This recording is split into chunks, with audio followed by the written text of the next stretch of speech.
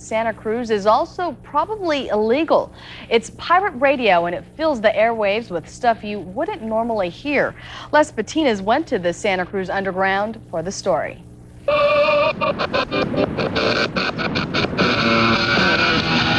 It's an on-air rebellion, an unlicensed radio station operating out of a tiny closet in a secret location. Candidly, do poor people have just as much right to live as rich people? Of course not, Sally.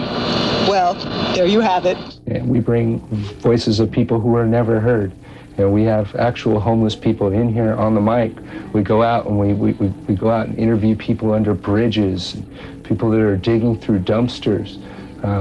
We go and bring you the stories that nobody would dare to play. But wait, there's something written on it. What does it say? It says, screw the FCC.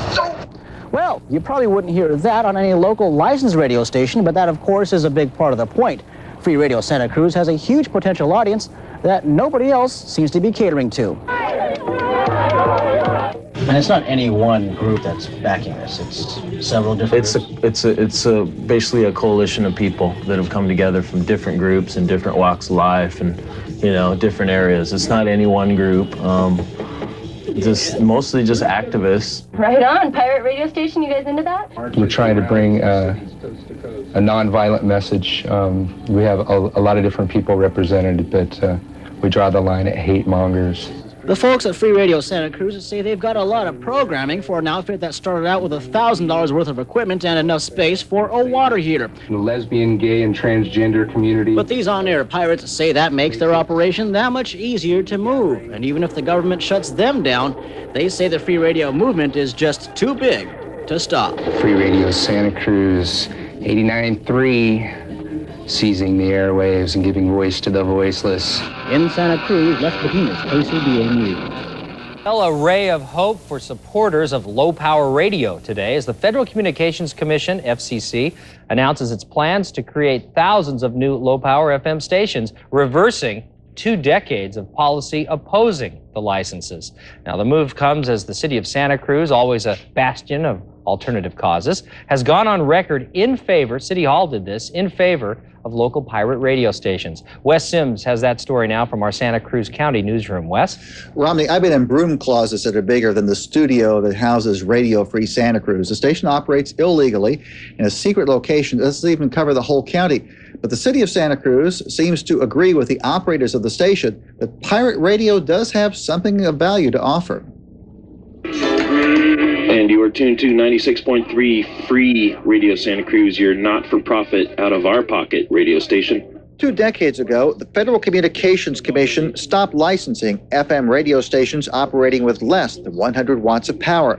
So stations like 96.3, which also likes to call itself Freak Radio, began springing up as pirates, operating in violation of federal law.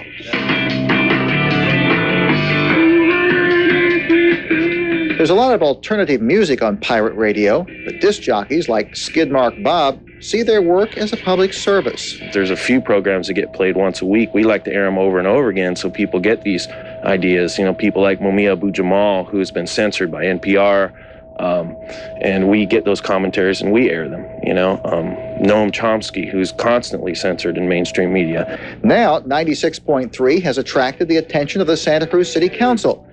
Last night, newly elected council member Christopher Crone offered a resolution supporting Radio Free Santa Cruz. His comments were broadcast today. I see a lot of benefits. I see this motion moving the FCC in some way if enough cities get together. Councilman Mike Rotkin says he couldn't support Christopher Crone's original resolution because it would have endorsed something that's clearly illegal. But Rotkin would like to see the FCC change its mind about so-called pirate radio. This pirate radio is a community radio station. I don't always agree with the stuff they talk about. They attack me a lot, but it's it's people speaking their mind. There's a diversity of views on the station and so forth. And I think the FCC should recognize these kinds of stations and give them licenses. They're not interfering with anybody else.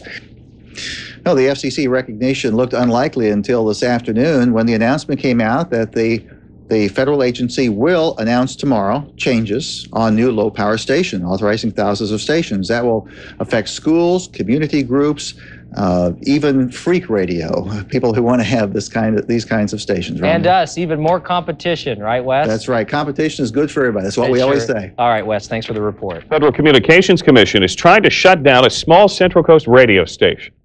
Tune the Free Radio Santa Cruz, 96. That's a tiny 40-watt station. They're in a room in a house. They've been on the air since 1995, but they operate without a license from the FCC.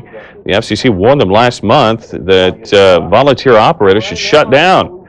The small station turned to Santa Cruz City leaders who are now asking the FCC to leave Radio Free Santa Cruz alone. Oh, what could be more important, especially these days, than in trying to give people every opportunity to get information out to all of us, and especially as we notice that more and more mainstream media doesn't really give the whole story all the time. Told that Radio Free Santa Cruz has received warnings from the FCC over the past several years. The agency says that the operators have to produce a license or shut down. Now, aside from the media ownership issues we will hear about tonight, another topic will be licensing.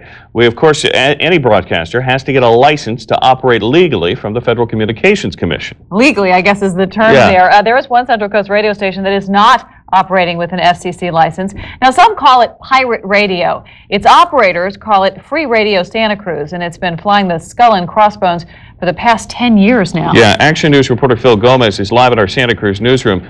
He's got an inside look at this controversial broadcaster in Santa Cruz County. Phil? Yes, it's Free Radio Santa Cruz 101.1 on your FM dial. Has been successfully flying the skull and crossbones for the past 10 years. The People's Radio. Radio station you're listening to. Free Radio Santa Cruz. The People's Radio. Free Radio Santa Cruz. Hi, you're on Free Radio with Robert. These are a diverse group of voices in Santa Cruz. Virtual unknowns who sound off on a 35-watt radio station somewhere in their city. Let's see what Jefferson Airplane were doing back in 1967. The station is what's known as a pirate, meaning unlicensed and unauthorized to broadcast. The FCC is going to be in Monterey, at the Monterey Conference Center. Radio Free Santa Cruz has provided, as its operators claim, a voice for its community. George Cadman is in charge of programming for Radio Free Santa Cruz. This is a community effort. It's a group of people who cares about the alternative news that we present and the alternative viewpoints that we present, the diversity of views. Here you'll hear stories these so-called radio pirates say don't make it into the 24-hour cable news cycle. Issues Bonnie Primbish of KUSP Radio says don't get debated by the radio and television pundits. It seems to me that a lot of times pirate radio springs up because people within a community are frustrated that they're not hearing about the issues that are really important to them. What's important to Radio Free Santa Cruz is information. Our focus is on information and diversity of views and alternative information, and the community values that. Ben Bekdikian, the former dean of UC Berkeley's Graduate School of Journalism and media critic, wrote the Bible of media consolidation 21 years ago. In his groundbreaking book, The Media Monopoly, he tells Action News pirate radio stations provide an information to its community, but he believes they're a threat to commercial stations. Because if there are enough of them, they are, when you add the 35s to the thousands of small communities who now get no local radio or TV, then it begins to mount up. For the past 10 years, the station has survived without mandated programming lists, without top 10 management, or even paid advertising. And the voices continue to call in. To stop these terrorists, the right hands cut off. The FCC has visited the station's latest undisclosed site, but Free Radio Santa Cruz remains on air. Dan and Aaron. At least for now. All right, Phil, thank you very much. Really, pirate radio has a very rich history in this country, and up to this point, it's estimated there are anywhere between 350 to 1,000 pirate radio stations operating through the United States. They actually got the name. They used to actually put a radio station on a boat 3 miles off the coast and beam it in, but that has changed.